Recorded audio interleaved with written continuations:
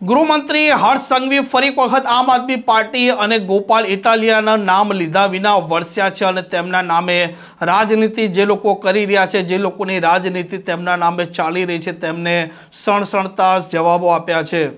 વૈષ્ણવજન તો તેને કહીએ જે પીડ પરાઈ જાનાને રે।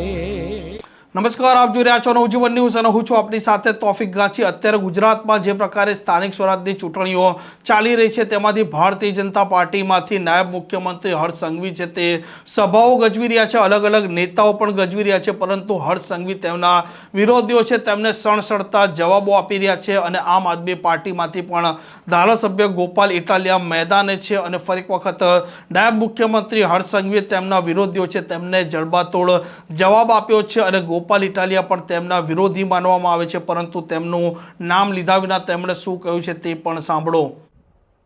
જેમ ગામમાં તમે આવા લોકો જે રોડા નાખવાનું કામ કરતા હોય એને સાંભળ્યા વગર આગળ નીકળ્યા કરો છો, એમ અમે લોકો આવા 2-4-14 જે વહેલી સવારે નીકળીને ધટિંગ કરતા હોય છે એવા લોકોને બહુ ધ્યાન પર લેતા નથી। આપણું કામ છે ગુજરાતના નાગરિકોની સેવા કરવી, ગુજરાતના નાગરિકોને વધુમાં વધુ સુવિધાઓ આપીને એને સારું જીવન આપવું, એ આપણું કામ છે અને એ કામને અમે આગળ વધારીએ। આમ અગાઉ પણ નાયબ મુખ્યમંત્રી હર્ષ સંઘવી કહી ચૂક્યા છે કે કેટલાક લોકો છે તે સવારે ઉઠે કે રાત્રે સૂવે ત્યાં સુધી 100 થી 150 વખત તેમનું એટલે કે હર્ષ સંઘવીનું નામ લે છે અને તેના નામથી તેમની રાજનીતિ ચાલે છે તેવું તે કહે છે, પરંતુ દરેકનો તે હિસાબ કિતાબ કરવાના છે તેમ કહી તેમણે પડકાર પણ ફેંક્યો છે અને ચેતવણી પણ આપી છે।